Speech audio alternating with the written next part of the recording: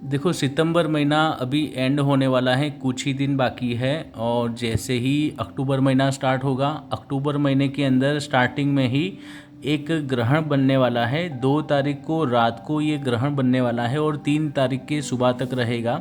ये वाला जो ग्रहण होगा बहुत ही खास होगा, क्योंकि ये वाला ग्रहण कन्या राशि के अंदर हो रहा है। और इसकी क्या स्टोरी होगी और क्या इसकी एनर्जी है, उसके बारे में मैं तुम्हें बताता हूँ। ये तुम मेरे प्रेडिक्शन के अंदर स्टोरी भी समझना, प्रेडिक्शन का मतलब भी समझना। और आई होप कि तुमको ये सारी चीज़ कभी सुनी नहीं होगी, क्योंकि ये एक ऑथेंटिक तरह से मैं बता रहा हूँ सारी चीज़। एक बेस है इसके पीछे। ये कोई भी चीज़ मैं तुम्हें हवा में नहीं बोल रहा हूँ, है ना। इसके पीछे कुछ स्टोरी होती है, कुछ माइथोलॉजी होती है, बहुत सारा रिसर्च होता है, बहुत सारी पढ़ाई होती है, ऐसा तुम समझना। तुम भी एक एस्ट्रोलॉजर बन सकते हो यदि तुमको ये सारी चीज़ पता चल जाए तो, है ना। तो मैं तुम्हें वो सारी चीज़ सिखाने वाला हूँ आज। तो ये देखो कि अवकाश के अंदर ये बार का जो एक्लिप्स बन रहा है, ये तुम देख रहे हो, ये कि अवकाश के अंदर ऐसा एक माहौल है जहाँ पर कन्या राशि है और वहाँ पर एक, यहाँ पर तुम जो देख रहे हो यहाँ पर चंद्रमा है। चंद्रमा जो है ये सूर्य के काफ़ी करीब आ जाने वाला है। पृथ्वी पर से जब देखेंगे ना तो ये दोनों एक ही लाइन में दिखेंगे, कि पृथ्वी पर से ये दोनों हमको एक ओवरलैप होते हुए दिखेंगे कन्या राशि के अंदर। ये पूरा जो एरिया है वो कन्या राशि का है। ये ऐसा माहौल जो होगा उसको हम एक्लिप्स बोलेंगे। ये अमावस्या है, एक्लिप्स है। ये कौन सी तारीख को है और ऐसा माहौल कौन से टाइम में बन रहा है, ये इसका टाइमिंग है। देखो, 3 तारीख को सुबह का टाइम है। 3 तारीख मतलब 2 तारीख को जैसे ही रात होगी 12 बजे के बाद जब 11 मिनट होगी तो वो 3 तारीख होगी, और 2 तारीख को रात को 12 बजे के बाद का ये वाला टाइम है। तो आई होप कि तुमने टाइम नोट डाउन करा, एक्लिप्स कब होने वाली है। और ये एक्लिप्स में बहुत सारी चीज़ होती है। हर महीने के अंदर अमावस्या आती है, पूर्णिमा आती है। हर साल के अंदर राहु केतु की वजह से सूर्य और चंद्र को ग्रहण बनते हैं। ये एक साइकिल होती है जहाँ पर पूरे जीवन को ढांचा अलग अलग तरह से तैयार करवाया जाता है। ये एक ऐसी सिस्टम है ग्रहण वाली, पूर्णिमा अमावस्या वाली, कि हर कुदरत को एक नियम जो होता है वो यहाँ से एक आगे बढ़ता है वो प्रोसेस। ऐसा तुम समझना कि जो समय चक्र है वो यहाँ से एक कनेक्ट है, इसकी एक दौर है ना, ये तुम समझना। अब ये नेसेसरी होता है, ये जो ग्रहण आता है, अमावस्या आती है, पूर्णिमा आती है, वो एक नेसेसरी पॉइंट होता है कि ये पॉइंट के बाद कुछ अलग इफेक्ट बनेगी। ऐसा कि एनर्जी यहाँ से कुछ अलग तरह की बनने वाली है। ये क्या है उसके पीछे हम अभी समझने का ट्राई करते हैं। कि ये तुम जो देख रहे हो यहाँ पर, कि ये तुमको एक पिक्चर दिखाई दे रहा होगा, ये जो है ओराइसिस, ये जो है इसका नाम है ओसाइरिस, ये जो है इसका नाम है आइसिस। ये दोनों कौन है वो तुम्हें मैं पहले बता दूँ। इन दोनों की पहले स्टोरी तुम समझ लो। ये जो है एक इजिप्ट का राजा है। ये बहुत ही अच्छा वाला राजा था। ये बहुत ही वॉरियर टाइप है। इसको आफ्टर लाइफ के बारे में बताया है कि ये मृत्यु के बाद का जो एक रखवाला होता है वो ये इनके कवर में है। ये वो टाइम के अंदर बहुत सारा प्रजाओं के लिए बहुत सारा कुछ करा है। और ये जो है इनकी रानी है। ये दोनों ने मिलकर इजिप्ट के अंदर बहुत सारा एक अच्छे से संभाला है, पूरे राज्य को, पूरे प्रजाओं को बहुत ही अच्छे से रखा है बैलेंस।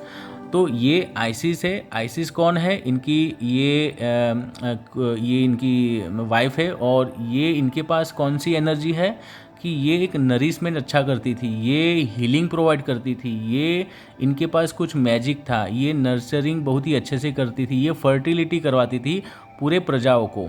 तो इनके पास ऐसा पावर था। ये दोनों के पास एक पावर था। ये अंडरवर्ल्ड मतलब कि मृत्यु के बाद की जो रखवाली होती है, जो अंडरवर्ल्ड वाली होती है चीज़ें, वो इनके पास थी। मतलब ये वहाँ पर रखवाली करते थे। ये पूरे समाज को, पूरे विश्व को या पूरे वहाँ की प्रजाओं को फर्टिलिटी प्रोवाइड करवाती थी।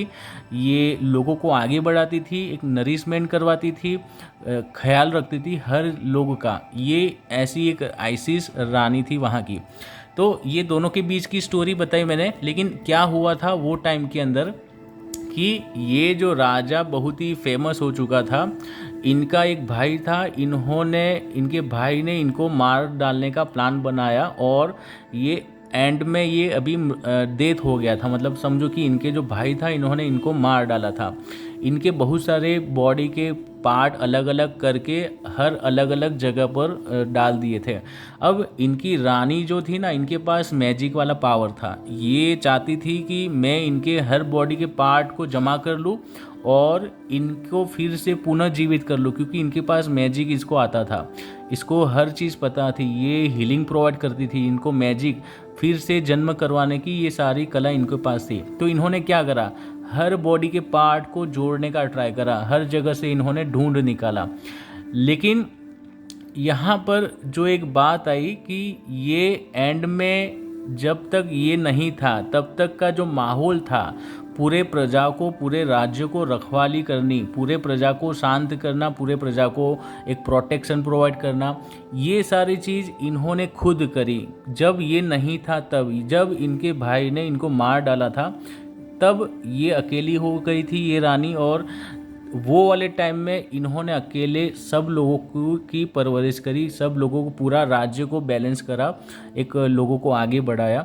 तो ये मेन चीज़ यहाँ पर ये समझना कि ये जो आइसिस का जो रोल्स है, इसका जो रोल है वो कितना इम्पोर्टेंस था, कि प्रॉब्लम था पर्सनल लाइफ में, लेकिन लोगों को भी एक आगे बढ़ाया, लोगों को भी एक नरिशमेंट करी, लोगों का भी ख्याल रखा, खुद से भी ज़्यादा लोगों का ख्याल रखा। ये जो सिचुएशन जो आई वो खास थी, और वही सिचुएशन ये वाले एक्लिप्स के दौरान आने वाली है। क्या होने वाला है ग्रहण के टाइम में, ये वाला जो ग्रहण है वर्गो साइन के अंदर होने वाला है। वर्गो साइन क्या है, डेली हमारे जो कर्म होते हैं वो है, यहाँ पर डेली एक्टिविटी है, हमारा करियर है, जो हमको कर्म करना है, जो पिछले लाइफ से हमको मिला है कर्म, वो ये कन्या राशि के अंदर स्टोर है हमारे लाइफ का, है ना।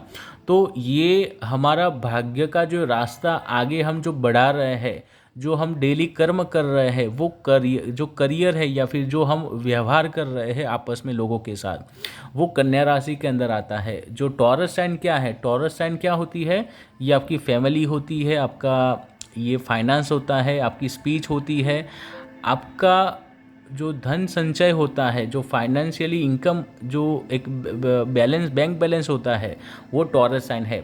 तो यहाँ पर हस्ता नक्षत्र और रोहिणी नक्षत्र में ये ग्रहण अभी होने वाला है।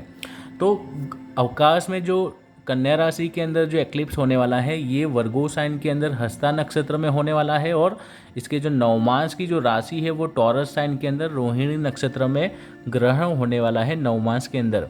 तो इसका रिजल्ट यदि तुमको समझना है तो समझना कि ये यदि हस्ता नक्षत्र में, यदि ये कन्या राशि के अंदर से होकर हस्ता नक्षत्र में यदि ग्रहण की एनर्जी आ रही है, तो हस्ता नक्षत्र में तुमको ज़्यादा संभालना है।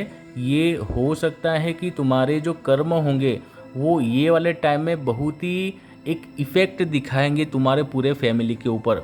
क्या होगा, जैसे इनके साथ हुआ है, क्या हुआ इनके साथ, डिटैचमेंट हुआ, ये केतु आया है यहाँ पर, अभी एक्लिप्स होने वाला है। तो क्या हुआ है, एक्लिप्स में क्या हुआ है, सूर्य है, चंद्र है और केतु है वहाँ पर कन्या राशि के अंदर। मैंने तुम्हें बोला था कि कन्या राशि के अंदर का माहौल नवंबर तक बहुत ही प्रॉब्लमेटिक है, क्योंकि ऑलरेडी केतु है वहाँ पर, सूर्य आ रहा है, और अभी ये चंद्र भी आ जाएगा, और उसके बाद शुक्र भी आएगा और बुध भी आएंगे।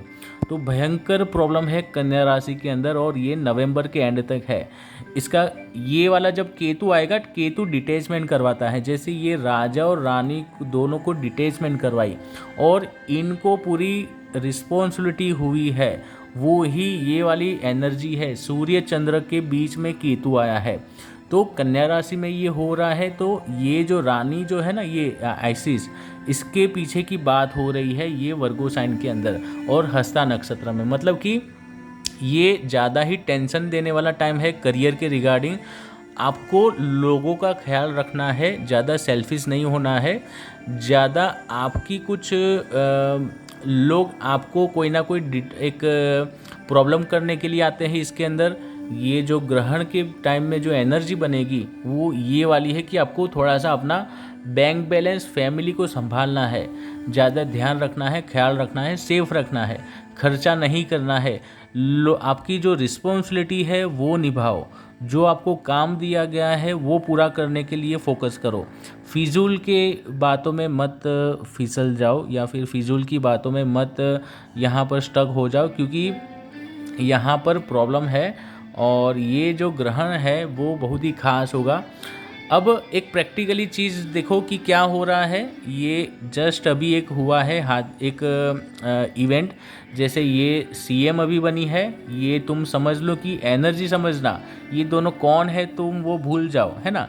लेकिन जो बात हो रही थी अभी कि ये एक राजा था, इनको अभी रानी बनने का मौका मिला सडनली, क्योंकि ये चला गया है ना, इसका अभी प्रेजेंस नहीं है, अभी ये संभालने वाली है सारी चीज़। तो ये जो स्टोरी हुई है, ये जो एनर्जी बनी, तुम वो समझना, ये एनर्जी यहाँ से कनेक्ट हो रही है।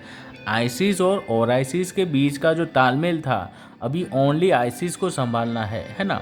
तो ये स्टोरी है।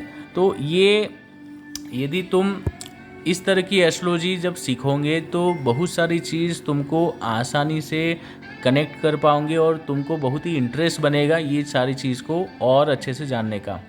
ये जस्ट तुम ये ख्याल रखो कि ये बार का जो एक्लिप्स है ये वर्गो साइन और टॉरस साइन के बीच की एनर्जी है। टॉरस साइन के अंदर बैंक बैलेंस आता है, तुम्हारा फाइनेंस होता है, फैमिली है, और ये वर्गो साइन के अंदर लिटिगेशन आता है, एक लड़ाई झगड़ा आता है, एक स्ट्रगल होती है।